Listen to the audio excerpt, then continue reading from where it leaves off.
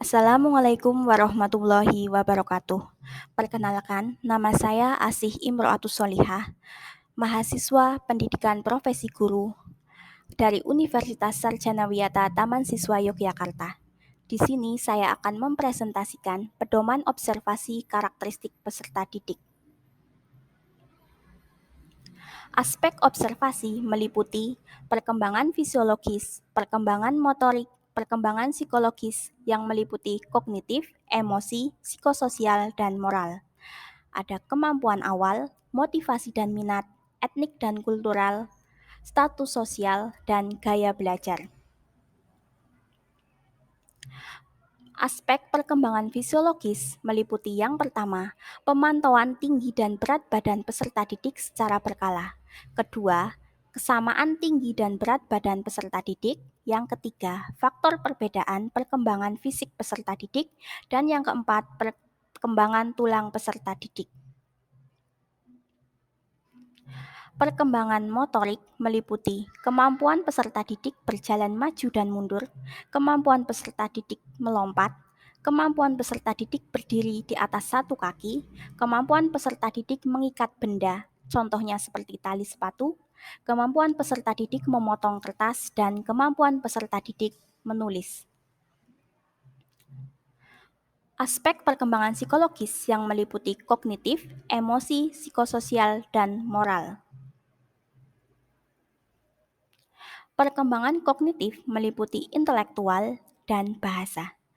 Dari segi intelektual, di antaranya hasil belajar peserta didik, perkembangan kognitif peserta didik berdasarkan tahap perkembangan kognitif biasa, kemampuan berpikir peserta didik, kesulitan yang dialami peserta didik selama proses pembelajaran, dan cara peserta didik dalam mengatasi kesulitan belajar. Dari segi bahasa, meliputi bahasa yang digunakan peserta didik selama pembelajaran, berinteraksi dengan teman, di rumah, dan masyarakat, serta pelafalannya jelas atau tidak, serta perkembangan bahasa peserta didik. Aspek perkembangan emosi meliputi kelas dan ruang pembelajaran dapat menjadi ruang ekspresi yang sehat bagi peserta didik, cara guru merespon peserta didik yang belum bisa mengekspresikan diri dengan tepat. Selanjutnya ada perkembangan sosial, yaitu cara guru membangun atmosfer kelas yang mendukung peserta didik untuk mengembangkan kemampuan bersosialisasi, dan cara guru memfasilitasi peserta didik dalam mengembangkan keterampilan sosial dalam pembelajaran. Aspek perkembangan moral yaitu usaha yang dilakukan guru dalam membangun nilai-nilai integritas dan spiritual peserta didik. Selanjutnya ada aspek kemampuan awal. Di sini ada tes diagnostik yang meliputi kognitif yaitu meliputi tes terkait pengetahuan dan pemahaman awal peserta didik, dan non-kognitif yang meliputi pertanyaan kesiapan belajar peserta didik. Aspek selanjutnya adalah motivasi dan minat peserta didik. Yang pertama ada antusiasme dan keaktifan peserta didik selama pembelajaran.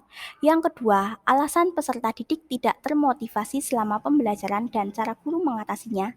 Dan yang ketiga adalah respon peserta didik terhadap pertanyaan yang diberikan oleh guru. Aspek berikutnya adalah etnik dan kultur. Di sini meliputi kebiasaan membaca doa sebelum belajar, sikap kepada teman yang memiliki perbedaan etnik dan kebudayaan, sikap menghargai perbedaan kepercayaan, dan kenyamanan saat bekerja sama dengan teman yang berbeda kebudayaan. Selanjutnya, aspek status sosial.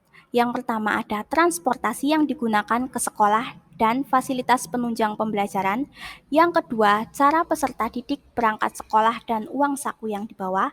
Dan yang ketiga adalah cara peserta didik berteman berdasarkan status ekonomi. Yang terakhir adalah aspek gaya belajar. Yang pertama meliputi gaya belajar auditory, yaitu pendengaran. Yang kedua gaya belajar visual, yaitu penglihatan.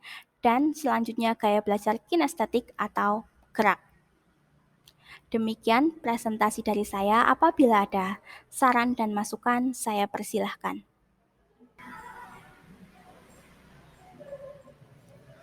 Assalamualaikum warahmatullahi wabarakatuh. Perkenalkan, nama saya Rais Ali Munir.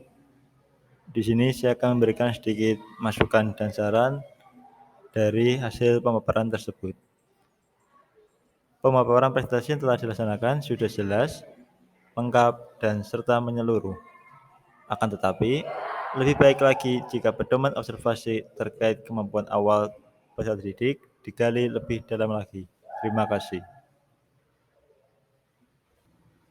Wassalamualaikum warahmatullahi wabarakatuh. Terima kasih atas saran dan masukannya. Semoga menjadi bahan pembelajaran buat saya pribadi untuk kedepannya agar lebih baik lagi. Semoga apa yang saya paparkan dapat bermanfaat bagi kita semua. Akhirul kalam, wassalamualaikum warahmatullahi wabarakatuh.